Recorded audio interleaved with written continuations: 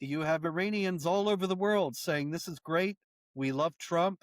We're grateful. We're happy that the Ayatollah is dead. We are looking forward to a free Iran. And then Tucker Carlson comes in and says, oh, this is terrible. We're slaves of Israel. We're doing what the Jews bidding. Well, okay, come on. In the first place, Iran is a threat to the United States as well as to Israel. Second place, Israel is our ally. Should we betray and abandon our allies? The United States has done a lot of that, but this doesn't mean that it was ever justified or would be justified in this case. Today, we're diving into one of the most dangerous and misunderstood forces shaping the Middle East, Iran. When people hear Iran, they often think geopolitics, sanctions, or nuclear threats, but what they don't understand is the ideology, the history, and the religious worldview driving the regime in Tehran. Why does Iran obsess over Israel, a country it doesn't even border? Why does it fund terror groups across the region? Why does it massacre its own people, women, students, protesters without hesitation? And how central is Iran's supreme leader to the broader Islamic world? To help us unpack all of this, we're joined once again by Robert Spencer, one of the world's leading experts on Islamic jihad, Iran's revolutionary ideology, and the roots of modern anti-Semitism. Robert, welcome to our show. Daniel, good to talk to you again. Thank you. Now, Iran's supreme leader, Ayatollah Khamenei, has been killed. Is this the beginning of the end of the Islamic Republic? Certainly hope so, but we shouldn't assume that. The Islamic Republic is still very much entrenched in power in Iran. They have all the weapons, they have all the access to anything that they need to defend themselves, while the people essentially have nothing. The only thing that the people can hope for is that the forces of the Islamic Republic will realize at this point that the writing's on the wall and that they need to switch sides and stop making war against their own people. If they do that in sufficient numbers, the Islamic Republic really could fall.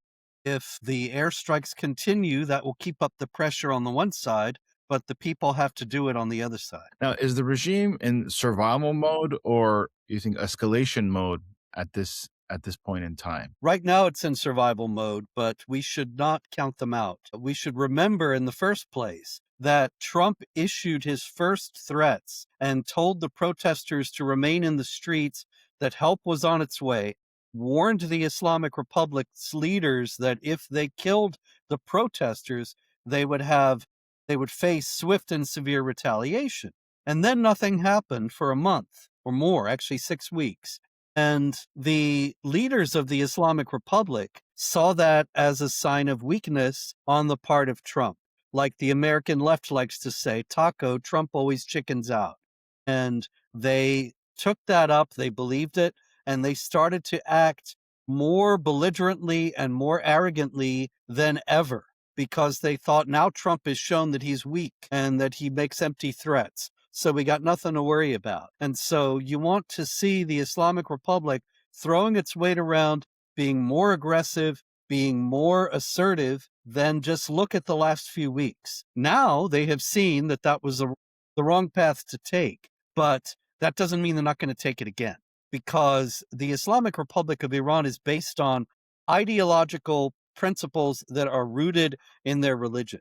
They're not going to give them up no matter how hard the pressure gets. They're not going to negotiate them away. And so if they see any respite to the airstrikes, any kind of slackening from the West, then they will say, they'll start acting belligerently and arrogantly again. This is just the way they're built. They believe that they are the best of people, as the Quran says in chapter 3, verse 110, while the unbelievers, the U.S. and Israel, are the most vile of created beings, as the Quran also says in chapter 98, verse 6. So they think they really ultimately have nothing to worry about. It's all in the hands of Allah. Now, whether Allah is really going to allow the regime to continue is an open question. Now, why is it that Iran has been attacking other Islamic countries? Like they have been hitting a lot of different countries that you wouldn't really expect them to. What do you think? Yeah, they seem to be flailing. They are attacking the Sunni states primarily, who are part of the Abraham Accords. And they seem to be trying to induce those states, intimidate those states into thinking, oh, we took the wrong course. We should have sided with our Muslim brothers, even though they're Shiites. And certainly the Islamic Republic itself has modeled that behavior as a Shiite state that has not hesitated to arm and equip Sunni Hamas against Israel. And so they may have expected the same solidarity from the Sunni Muslim states against the United States and Israel. For example, not long ago, in this period of belligerence I was just talking about, the Islamic Republic's leaders warned the United States that if there was any strike against Iran, the entire Muslim world would rise up. Now, that, of course, was based on the assumption that the Sunni states would back the Islamic Republic.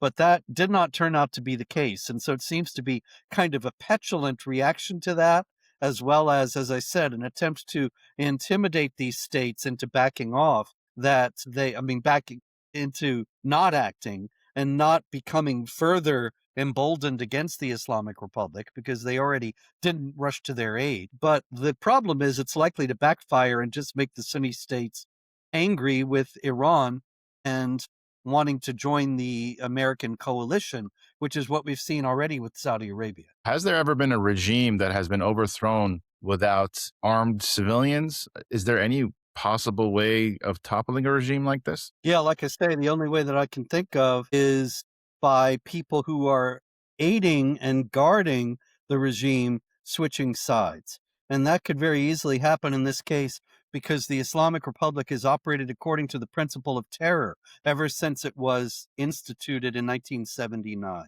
The Quran says, strike terror in the enemies of Allah. And that's really the only weapon the Quran gives to a government to deal with dissenters. So the problem with that is that it creates a population that increasingly hates the government. And the people who are in the Revolutionary Guards and the Al-Quds Force and all the rest of them, they are the children of families who have suffered from the regime in many cases. And so they could very easily cross the line and turn against the regime. Now, do you think that China or Russia would intervene if the escalation continues? Maybe explain their connection. Yeah, China and Russia have both been aiding the Islamic Republic, working with the Islamic Republic in various political and economic spheres, and the Islamic Republic has been aiding them in turn. But I could be wrong, I hope I'm not, but in this case, anything can happen, the situation being so volatile. I don't see them going to the point of actually trying to prop up the Islamic regime in Iran. I don't think that they would risk that because it could end up with their getting into the kind of war that the Soviets fought in Afghanistan for 10 years against the Afghan jihadis who thought that the communist rule was illegitimate and un-Islamic. And that, of course, as we all know, was one of the death blows to the Soviet Union itself, sapping its strength in this useless and endless war. Of course, the United States has done that as well, and I don't see us getting into that kind of a quagmire in Iran, but I don't think the Chinese or the Russians are inclined to do so either. Now, was Khamenei replaceable, or was he the glue that was holding the regime together? Oh, he's eminently replaceable. There is a Supreme Council that chooses the new supreme leader. This is the established procedure. So while he does not have a designated successor, there is a system for choosing a successor, kind of like when the Pope dies. And of course, he's kind of like the Pope for Shiite Muslims because he is the highest authority in both not only the political sphere, but the religious for Iranians and it's a little bit more complicated because the Shiites have quite a few ayatollahs and marjas, they're called, who are the supreme religious authorities. But he's certainly right up there. In any case, the Supreme Council chooses a new supreme leader, and they very well may do that in the next few days or weeks. The only problem is that so many of the senior Iranian leadership so many of them were already killed in the same strikes that now you're going to be going to people who are in the second tier, the third tier, people who are less well known, people who do not have the stature of Khamenei. And they're not going to have such an easy time stepping into his shoes. So this would be a difficult transition even in the best of times. And when the country's in deep crisis, it just adds to the weight on an already teetering regime. And we can hope that ultimately that will be the straw that breaks the camel's back and causes the whole thing to fall. The next supreme leader could very well end up being like Admiral Dönitz, who was named by Hitler to be his successor as the leader of Germany at the end of April 1945 when Hitler killed himself. And the Nazis hardly controlled anything at that point and were being attacked by the Russians on one side and the Americans on the other. And Dönitz was hardly in power at all anywhere. But the whole thing lasted about 3 weeks before the Allies put an end to the charade. It's very possible, even likely, that the same thing could happen here. They choose a new supreme leader, but he's only in power for a brief period before the people actually are able to topple the regime. Now, we know in Islam you have the concept of martyrdom, right? And so the Ayatollah was martyred, so to speak. Does that strengthen the regime? Well, certainly they'll try to use it as propaganda that the evil Americans and the evil Israelis showed that they were indeed the great Satan and the little Satan, as the Islamic Republic has called them, and that this great, wonderful holy man was killed in this way is an indication of their evil. But the Iranian people know who's evil because they've lived under the rule of Khamenei for 36 years. They know how brutal and repressive his regime has been. So I think there's no doubt that we're going to see propaganda like this, but it's going to gain more traction on the American left than it is in Iran itself. What percentage of the population do you think actually backs Khamenei, IRGC, and versus those that are against him? I'd say it's a vanishingly small percentage, and it's gotten significantly lower due to the ongoing brutality of the regime. They're kind of caught in a cycle they can't break out of. They are, as I said, terror is the only weapon they've got. It's the only one they see sanctioned in the Quran. So they terrorize their population into submission. But the more they terrorize their population into submission, the more their population hates them and the more they hasten their own downfall. And so it's a cycle that I don't see how it could end except with the end of the Islamic regime. Do you think that the regime fears its own? I do have to say, excuse me, just one other thing about the percentages. In terms of how many people support the regime, it's always, of course, going to be an estimate because you're not going to have the regime conducting a poll and saying, how many of you support us? And the people who might conduct such a survey are not going to be allowed in. However, there was a couple of years ago an extraordinarily important and interesting survey of the Iranian people about their attitudes toward Islam. Now, officially, 99% of Iranians are Shiite, 12 or Shiite Muslims, and the official religion of the Islamic Republic is 12 or Shiism.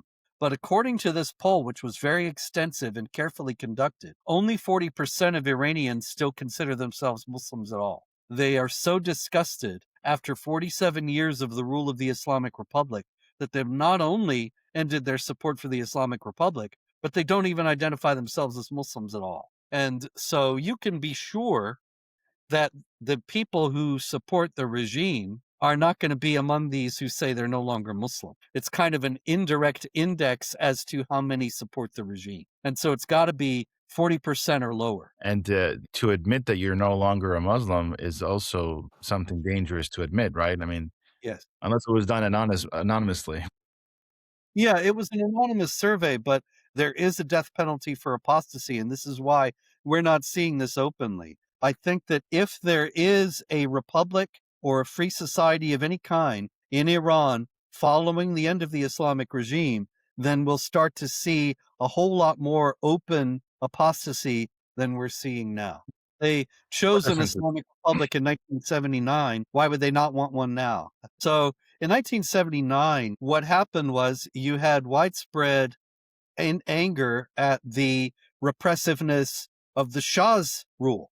And there's no doubt it was not a Western style secular republic that settled things by elections. It was a brutal regime. The brutality of that regime, however, has been far outstripped by the brutality of the Islamic Republic. And that has created a certain nostalgia for the Shah, where there was anger at the Shah previously. The other thing that was needed, as you asked in your question, before I so rudely rephrased it, that the other thing that was needed for the revolution in 1979 was help from the West, or at least it played a significant role. The Ayatollah Khomeini, the first supreme leader and the founder of the Islamic Republic, he went into exile in the early 60s. And the French, ultimately, after he spent some time in Iraq, he ended up going to France. The French offered him refuge. And they not only offered him refuge, but they gave him such a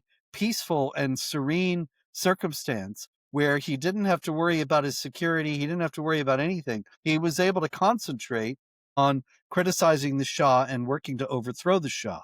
If it had not been for the French giving him asylum and guarding him and taking care of him, then the Islamic Revolution of 1979 may never have happened. And it was the favorable coverage in the Western media, the adulation of the press, the aid from the French authorities, the aid from Jimmy Carter, where he thought that the Shah was a repressive ruler and that the Ayatollah was another religious man as he was, and that he could understand the religious motivations that were leading the Ayatollah Khomeini to oppose the Shah. It was useful idiots like that who paved the way. It was really Jimmy Carter also in his betrayal of the Shah and refusal to aid him when the Shah did ask for help that led to his downfall. And then the French flew the Ayatollah back to Tehran in an Air France plane and made it easy for him to return.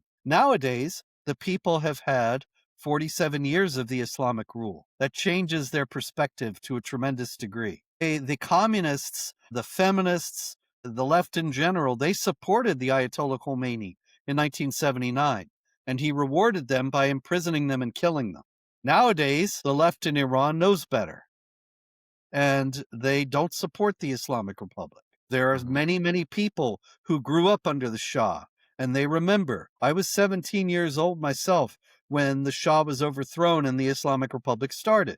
So you've got a lot of people my age who remember the Shah, grew up under the Shah, were old enough to know what it was like, and they told their children about it. And all those people recognize that life is significantly worse in Iran now. So there is a considerable sympathy for the idea of the Shah's son coming to Iran and establishing rule and being, as he has said, a caretaker until they choose the government that they want. I don't think that you're going to find any support at all for an Islamic Republic.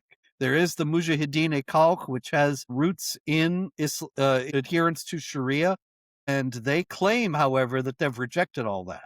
And they have a lot of support among Republicans in America, which they've carefully cultivated. I am not one of the supporters of the MEK, but I can say that they claim that they don't favor an Islamic Republic. They don't just want a different kind of Islamic Republic or one that they rule. And it's the MEK or the Shah, the Crown Prince, that's likely to take power in the immediate aftermath of the end of the Islamic Republic. The people are so disgusted with Islam itself after all this time. I don't see any significant force saying we're going to have an Islamic Republic, but we'll just reform it or something like that. It's interesting that you said that the liberals in Iran no longer support the Islamic Republic, but outside of Iran, we see a lot of liberals and leftists that align with that ideology. A lot of people are against the strikes that the United States did. They did not protest when the civilians were being killed in Iran, yet we saw a lot of protests with Gaza and pro-Palestine and all that stuff. How do you explain all of that, the hypocrisy that goes on in the West about these things? Well, Obama or Biden never would have toppled the Islamic Republic. They were on the side of the Islamic Republic.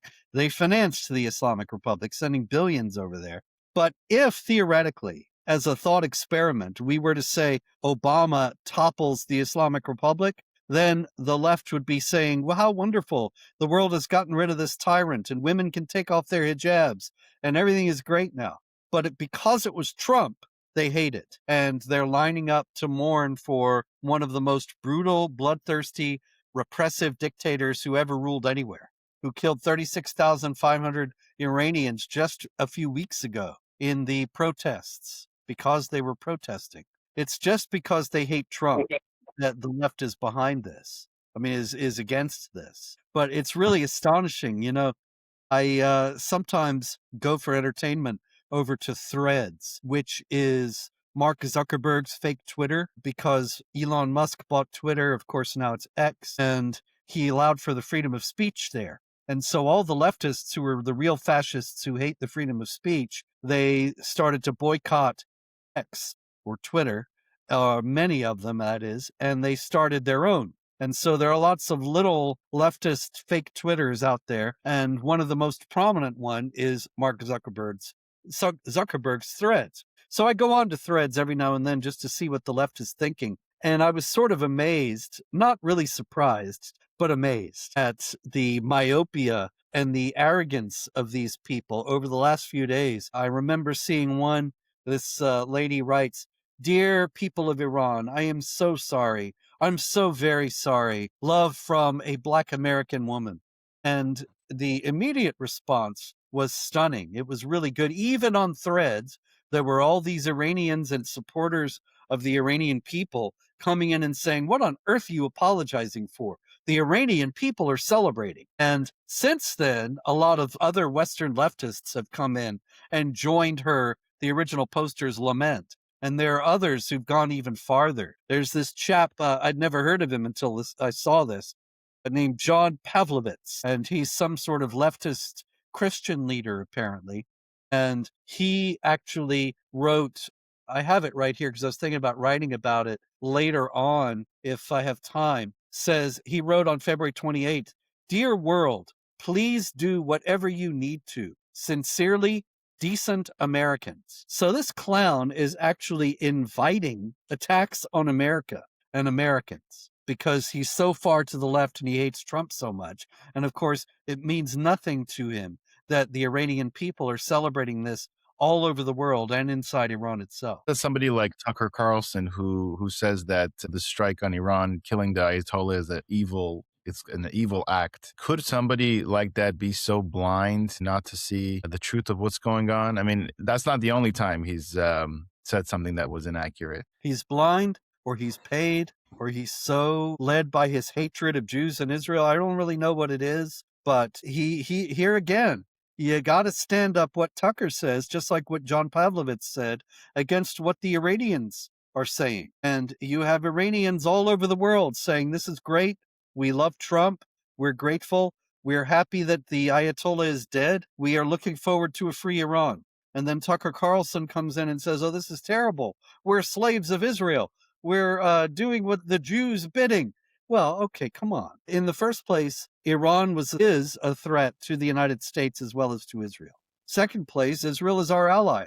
Should we betray and abandon our allies? The United States has done a lot of that, but this doesn't mean that it was ever justified or would be justified in this case. The Iranians tried to assassinate an Iranian dissident in New York City a couple of years ago, Masih Alinejad. Are we supposed to just sit back and say, "Oh, they're no threat," when they're sending hit squads over to America? And you have 800 some American service members who have been killed by the Iranians since the Iranian Islamic Revolution. So to say that Iran poses no threat to the United States is simply banking on the ignorance of your audience, which I think Tucker does a lot lately, and to count on their not knowing how much of a threat the Islamic Republic really is. And I noted that the Islamic Republic itself, that is the Ayatollah Khamenei, before he was killed, emphasized that death to America is a policy, a goal, not just a slogan. And so to sit back after all that and say, we had no justification for this, no call for this, it's myopic in the extreme. And they also several times tried to assassinate President Trump. So, but and had ongoing calls, vows they were going to try to assassinate him again. Yeah. Now, there seems to be this whole America first type mentality out there, which really is kind of like America only. Like, you shouldn't get involved in any wars. We shouldn't be doing anything out there. We should only be concerned about ourselves. But is that even possible for a world power like the U.S. to just care about itself? Like, does Yeah, it's that possible, make sense? but it's unwise. I mean, Yeah. could be done. There could be Tucker Carlson could be elected president, God forbid, and he cuts ties with Israel and he cuts ties with all our allies and he says, we're going to take care of ourselves. But it's foolish. Nations have had allies throughout history because allies are useful. And the alliance with Israel is one actually very good example of that because it's not noted by somebody like Tucker Carlson. But the fact is that Israel actually supplies the United States with a lot of valuable military intelligence. And one of the noteworthy examples of that, unfortunately, President Trump himself recently denied, but he was wrong. And we shouldn't fall into the trap of thinking the guy is never wrong. He's wrong as much as any ordinary human being. And he was wrong about this when he said that the iron beam technology is from America and not from Israel. That's simply not true. The iron beam technology is from Israel. The Israelis are sharing it with the United States, and the United States is using it to build missile defense systems. And so that is something that's just one example of many of how the alliance with Israel benefits the United States and makes Americans safer. And the idea that Steve Bannon said that Israel is just a protectorate, some sort of a parasite, a dependent on the United States, it ignores that. And it, of course, ignores it because Bannon and Tucker and these people want to see the United States sever ties with Israel. But it would be foolish for the U.S. to go forward without allies, just as it has been throughout history. Nations have allies because they serve that both sides benefit one another. And it's just as much the case in this situation. Yeah. Now, maybe you could go into a little bit why Iran treats Israel as an existential enemy. Does the Shiite eschatology play a role? We have other Islamic countries that don't view Israel as an enemy. Why is it different with Iran? It is all about Islam, and it's all about Islam, and yet some majority Muslim countries don't act this way because the Islamic Republic of Iran very consciously tries to implement the teachings of Islam in all of its policies. Whereas other countries such as Egypt or Jordan, they are more guided by pragmatic considerations than by Islamic law. And so Egypt is not an Islamic state. It's a majority Muslim country, but it's not an Islamic state governed by Islamic law. Neither is Jordan, neither is Turkey, and many others. But the Islamic Republic of Iran, Islamic law is their fundamental guiding principle. And so you look at the conflict with Israel, as you noted, Iran and Israel don't share a border. They don't have competing economic interests. They don't have competing territorial interests. They don't have any reason to be antagonists. And during the time of the Shah, they were not antagonists. They were quite friendly. But the Islamic Republic had to become hostile to Israel because of the Quran and Islam. The Quran says that the Jews are the most vehement in hostility toward the Muslims, the Jews and the polytheists. And what that translates to in practice is that the Muslims are the most vehement in hostility toward the Jews. The Quran says that the Jews are enemies of Allah who are always scheming against the believers, who are animalistic. Allah turned them into apes and pigs. They are constantly trying to impede the plans of the Muslims. The idea also is that in Islam is always growing and expanding, and it never contracts. It never loses. So any territory that it once ruled belongs to Islam forever. And if it is no longer ruled under Islamic law, then the Muslims have an obligation to get it back. This principle is based on the Quran passage, chapter 2, verse 191, which says very simply, drive them out from where they drove you out. Now, why should you drive them out? Because they drove you out. Where did they drive you out from? From any land that was once ruled by Islamic law, if it is not now. So we don't have to be talking about the non-Muslims actually driving the Muslims out. That's actually a common myth about Israel and the Arabs in 1948. But as I show in my book, The Palestinian Delusion, actually the Arab Higher Committee told the Arabs to leave at the time because they thought they were going to destroy Israel quickly and then they could go back. But in this case, drive them out from where they drove you out doesn't refer to 1948. It refers to the Ottoman Empire, which ruled over the land that is now Israel and implemented Islamic law there. And so since Islamic law was once implemented there, the Muslims have a responsibility before Allah to drive the Israelis out and implement Islamic law there again. And that's why Iran hates Israel. There is no other reason. It's all about Islam. And Right. so if the Islamic Republic falls and a secular republic is put there in place of it, then the hostility between Israel and Iran will immediately vanish because it's all based on Islamic principles. I was watching an Imam Tawhidi, and he speaks about how there are verses in the Quran, I don't know exactly where, that say that the land of Israel belongs to the Jewish people. Are you familiar with these verses? Yeah. Yes. And written about quite extensively in my book, The Critical Quran, and there's also an article you can find online. Did Allah give the land of Israel to the Jews, or some title like that? I wrote it some years ago. But in any Oh. case, what Tawhidi is saying is entirely misleading, and we should remember that he's a Shiite cleric from Iran. And Hmm. so when he presents what he says is Islamic reform, a lot of time it's just a Shiite perspective as opposed to a Sunni one. Anyway, there's more to that. But Oh. in any case, Quran does indeed say that Allah tells the Jews to take the land of Israel. The Quran also says that the Jews were disobedient. They broke the Sabbath. And as I mentioned, Allah transformed the disobedient Jews into apes and pigs. It also says that the Jews said that Ezra is the son of Allah. No Jews have ever said Ezra is the son of Allah, but that's what the Quran says in chapter 9, verse 30. And so they are under the curse of Allah for saying this, because it's an offense to Allah's transcendent majesty that he should have a son. The idea is that you need a son to help you do your work, as if you were a farmer and you need to plow your lands, and you can't do it all by yourself, and you get your sons to help. Well, that's how earthly fathers work. But the Quran says it's an insult to Allah, who is all powerful, to say he needs a son, has a son, because he doesn't need anybody to help him, you see. And so the Jews, in saying Ezra is the son of Allah, which the Quran claims, they are insulting Allah. They have killed the prophets. They've done all these terrible things. The Islamic tradition, the Hadith, make it even worse and show the Jews as the villains all the way through the life of Muhammad, until ultimately a Jewish woman poisons his food after he massacred the Jews at the oasis of Khaybar in northern Arabia. And it was a couple years later, Muhammad dies. He says, I'm feeling the effects of the poison at Khaybar. So the Jews are terrible villains who are evil and under Allah's curse. This is what the Quran and the Hadith say. So are they actually given the land of Israel in the Quran? No, they are not.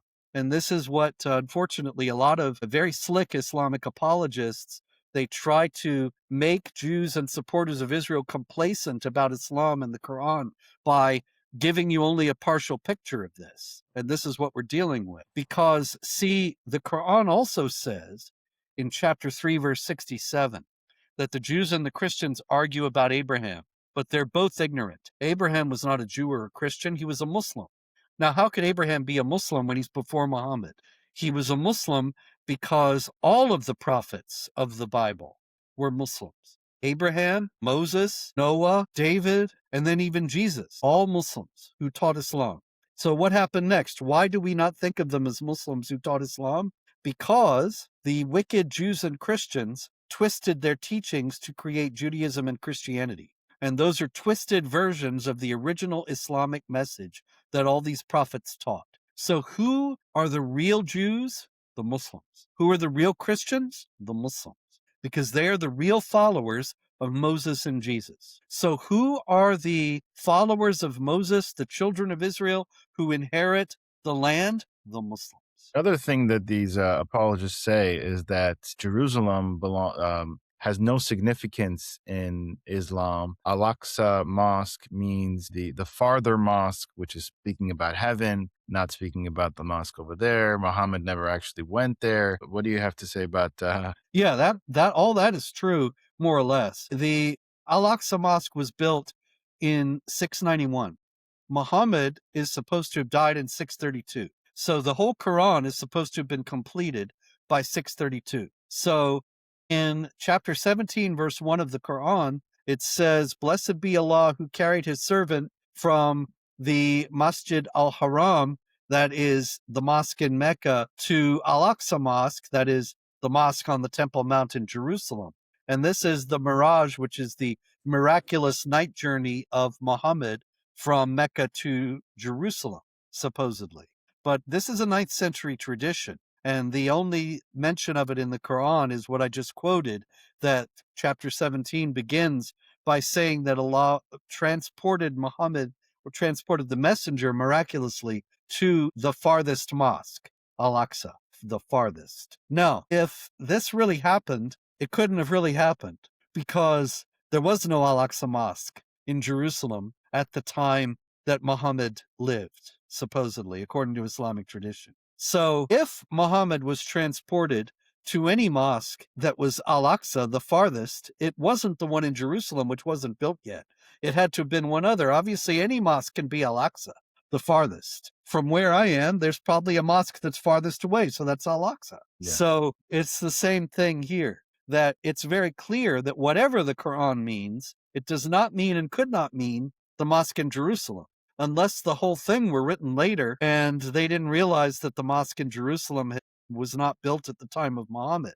And I actually tend toward that view, but that undercuts the traditional story in a different way anyway. So there's no way that this mosque has any importance, and it did not have any importance in Islamic history. As a matter of fact, it didn't even have, nowadays it dominates the landscape of Jerusalem, and that's partly because it has that magnificent gold dome. But it only has that magnificent gold dome because in the 1920s and 30s, as a response to Zionism, Haj Amin al-Husseini, the Grand Mufti of Jerusalem, took up a worldwide collection among Muslims to gild the dome so that the place would look like something. And this was in order to buttress the idea that Islam has a claim on Jerusalem, that Jerusalem is a holy city for the Muslims, and that the Muslims therefore have a right to Jerusalem that the Zionists don't have and have to fight against the Zionists. If you look at, I don't know that there are any photographs, but there's certainly drawings of the Al-Aqsa Mosque from the 19th century and before. It's really not that impressive. It looks dilapidated. The area around it is not cared for. The dome is not gilded, and it was not an important place in Islam. It's only when Jews started to return to the area in large numbers, suddenly the Muslims said, wait, this is ours, because any land that belongs to Islam by right belongs to Islam forever. Now, nowadays we have people explaining that Islam is okay, but we have radical Muslims, radical Islam, and things like that. Do you think that's a misconception? Like the Quran is the Quran, and there are people that keep it, and there are people that select parts from it, right? Is that correct assessment? Well, there might be some people who select parts from it, but that's not any kind of Islamic theology. There are people there are Jews who say, yes, I'm Jewish, but they don't know anything about Judaism and they don't really practice it. And there are Christians who say, yes, I'm Christian. And it's the same thing. They go to church on Christmas and Easter or whatever, and otherwise they don't have anything to do with it. And there are Muslims who are like that. But we can't count on Muslims like that form some force against the jihadis. Obviously, they haven't done so since 9/11 or before that, and they're never going to do so because they know they're not going to stick their neck out, particularly against their fellow Muslims, even if they're not going to do anything to further the cause of Islam. But the thing is, that doesn't mean that's different from having an actual sect that has an actual theology. And an actual sect that has an actual theology is likely to teach that theology and perpetuate itself. And there is no sect of Islam or school of Islamic law that does not teach the necessity to wage war against unbelievers and subjugate them under the rule of Islamic law. And there is no sect of Islam or school of jurisprudence that doesn't teach that the Jews are the Muslims' worst enemies and have to be fought and resisted at every turn. And so there are always going to be Muslims who think they have to wage war against the Jews and who think that opposing Israel is a religious duty.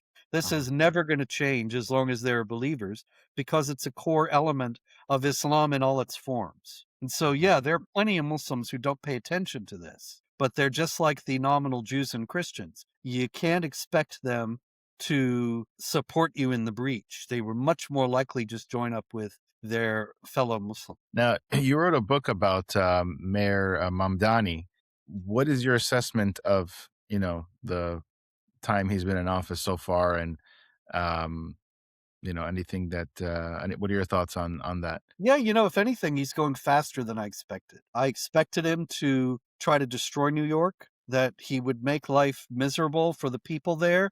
This is not an accident, it's by design, because then if they protest, he can justify repressive measures to crack down, which he wants to do because that's how socialists always rule. And he wants to drive the rich people crazy and tax them to death or cause them to leave, because if they leave, then there will be a collapse of New York economically. And he is happy with that too, because he wants to destroy the existing structures so that he can build a Marxist alternative. And at the same time, he's a 12er Shiite. There's no incompatibility there. Yes, Marxism is atheistic in its definitive or pure form, but he's a kind of a hybrid. And he wants to throw out the people who are currently holding various kinds of political or economic power in New York and replace them with the Muslims as well as other groups. And he's already done that by filling the city, the jobs that he had to give in the city establishment. A large number of them went to Muslims, many of them with quite radical ties. And it's clear that he's following the trajectory of radical governments in the past. His is a little different because it's a city government and he's not a head of state, but he's still following the same pattern. Make life miserable for the ordinary people, for the ordinary citizens. This will justify repressive measures and destroy the economy of the city so that he can replace it with a far more socialistic model. All of this is completely compatible with Islam, which is authoritarian and repressive in itself. So if he's a 12er Shiite, then that means he's aligned with the Islamic Republic of Iran's views, right? Oh, yeah, absolutely. And that's noteworthy because he condemned the killing of Khamenei. He's never condemned Khamenei's killing of the protesters or spoken out about the right of the Iranian people to have a free society and not live in the Islamic Republic. He clearly supports the Islamic Republic. And now, does this have anything to do with the Muslim Brotherhood, or is that something else? No, not really. The Muslim Brotherhood is a Sunni group, and Mamdani and the Islamic Republic are Shiites. Now, the Sunnis and Shiites don't have any problem with working together. Like the Islamic Republic of Iran is the largest by far funder to Hamas. 83% of Hamas's funding historically has come from the Islamic Republic. And yet Hamas is Sunni and the Islamic Republic is Shiite. And so certainly it's not an insurmountable obstacle. But in the advance of Islam and leftism in New York City, it's not primarily the Muslim Brotherhood that's driving it. Historically, yes, but not right now. With Mamdani in power, it's the Shiites who are in the driver's seat. I know I'm asking you to predict the future, but how do you see the next few weeks, month in Iran playing out with everything? Do you think things will die down, or it's just going to just escalate and bring in more and more countries? I have If very you high have, hope that the Islamic Republic really will fall, that the Iranian regime will order the IRGC and the Quds Force out into the streets to kill more Iranians, and they're going to say, no, that's enough. This is my hope anyway. And that will bring about the fall of the regime. And then the crown prince can return, and we can see for the establishment of a pro-Western society as there was in Iran before 1979.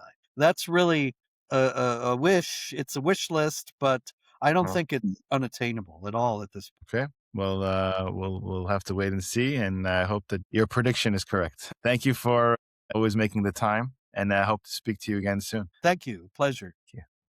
If you have a 401k or an IRA, please listen. Gold is at record highs. What many people don't know is this: you can move part of your retirement money legally and without tax penalties into physical gold you actually own. Alpha Omega Gold helps you do this through a gold IRA. Your gold is real. It is stored safely. It is in your name.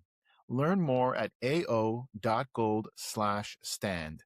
Alpha Omega Gold is our sponsor, and they proudly stand with Israel.